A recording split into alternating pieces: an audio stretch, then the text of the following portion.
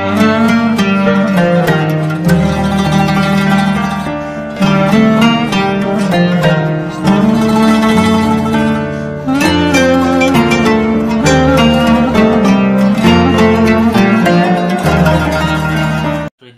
اللہ الرحمن الرحیم الحمدللہ رب العالمین الصلاة والسلام علی اشرف الانبیاء والمرسلین حبیب الہ العالمین ابوالقاسم محمد ثم صلاة والسلام علی اہل بیتہ الطیبین الطاہرین المعصومین ولعنۃ اللہ علی اعدائہم اجمعین اما بعد فقد قال اللہ تبارک و تعالی فی کلامہ المجید وفرقانہ الحمید بسم اللہ الرحمن الرحیم وَأَنَّهُمْ ظَنُّوا كَمَا ظَنَنْتُمْ أَن لَّن يَبْعَثَ اللَّهُ أَحَدًا صدق اللہ العلی العظیم۔ سامعین محترم، ماہ ضیافت الہی میں قرآن فہمی کے عنوان سے سورہ کل کا ترجمہ تفسیری آپ کی خدمت میں پیش کرنے کی کوشش کی جا رہی ہے۔ گزشتہ ابحاث میں سورہ مبارکہ جن کی پہلی 6 آیات کا ترجمہ تفسیری آپ کی خدمت میں عرض کیا جا چکا ہے۔ آج 7ویں آیات سے شروع کرتے ہیں، جنات کی گفتگو کے جسے اللہ تعالیٰ نے قرآن مجید میں ذکر کیا۔ وَأَنَّهُمْ ظَنُّوا كَمَا ظَنَنْتُمْ أَن لَّن يَبْعَثَ اللَّهُ أَحَدًا۔ جنات اپنی قوم سے گفتگو کرتے ہوئے اپنی قوم سے یہ کہتے ہیں کہ انسان بھی ہماری طرح یہ گمان کرتے تھے کہ اللہ تعالیٰ نے حضرت موسیٰ اور حضرت عیسیٰ کے بعد ہرگز کسی کو اپنا رسول بنا کر نہیں بھیجا ہوگا۔ اسی وجہ سے انہوں نے یعنی انسانوں نے رسالت و نبوت کا انکار کیا اور اس کی تکذیب کی اور قرآن مجید کی مخالفت شروع کر دی۔ لیکن جب انسانوں نے دقت کے ساتھ قرآن کو سنا اور اس کی حقیقت اور حقانیت کو درک کیا اور اس پر ایمان لے آئے۔ جب تک قرآن کو پڑھا نہیں، قرآن کو سنا نہیں، تب تک نہ حقیقت کو سمجھا نہ اس پر ایمان لائے۔ ایمان کب لائے؟ جب انسانوں نے قرآن کو دقت کے ساتھ سنا بھی صحیح، سمجھا بھی صحیح اور پڑھا بھی صحیح۔ پھر جنات نے اس لیے ہماری قوم یعنی قوم جنات کو یہ کہہ رہے ہیں، خبردار تم مشرکین کی طرح کفر اختیار نہیں کرو وگرنہ ان جیسی تقدیر تمہارا مقدر بن جائے گی۔ یعنی جو حال مشرکین کا ہوگا وہی حال تمہارا ہوگا اگر تم نے ان کی طرح کا رویہ اختیار کیا۔ آیت کا دوسرا حصہ جو جنات کی ہدایت کا موجب بنا، وَأَنَّا لَمَسْنَا السَّمَاءَ فَوَجَدْنَاهَا مُلِئَتْ حَرَسًا شَدِيدًا وَشُبْهًا۔ ارشاد ہوتا ہے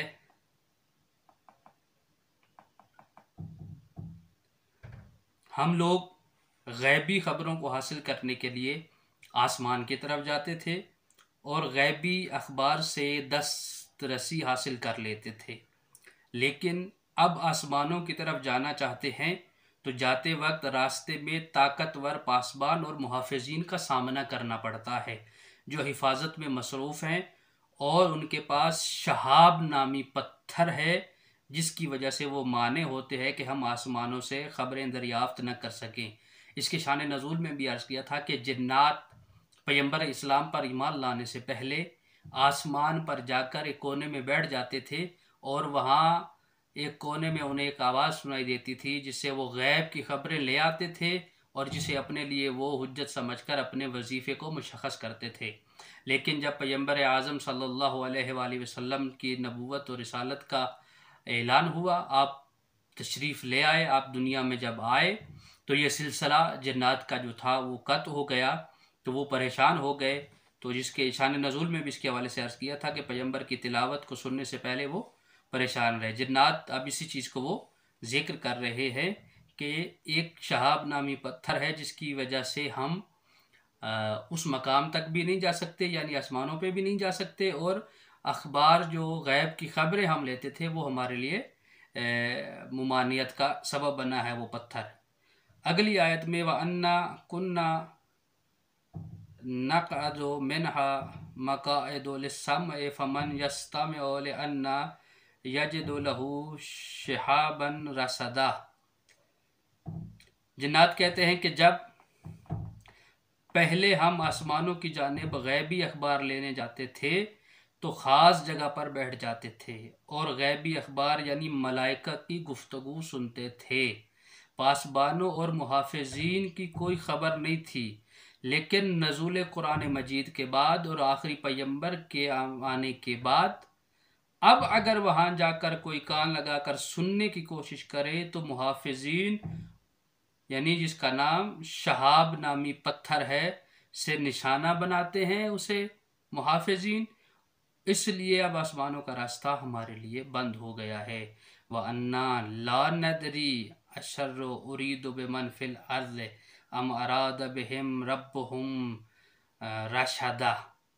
جنات کہتے ہیں کہ آسمانوں سے اس شدید مخالفت کے بعد ہمیں یقین ہو گیا کہ اہل زمین کے لیے ایک اہم واقعہ رونما ہوا، لیکن ان کے ذہن میں یہ الہام پایا جاتا تھا کہ آیا اہل زمین کے لیے ارادہ شر ہے یا ارادہ الہی ہے جو خدا کی طرف سے ہدایت و رشد و ترقی کا باعث ہے۔ اس موقع پر جنات ہدایت کو خدا کی طرف نسبت دیتے ہیں اور شر کو فعل مجہول کے ذریعے ذکر کرتے تھے تاکہ معلوم ہو جائے کہ جو خدا کی طرف سے آتا ہے وہ خیر اور ہدایت ہے، اور جو خدا کی طرف سے نہیں آتا وہ شر ہے، کیونکہ خدا اپنی مخلوق کے لیے شر کو پسند نہیں کرتا۔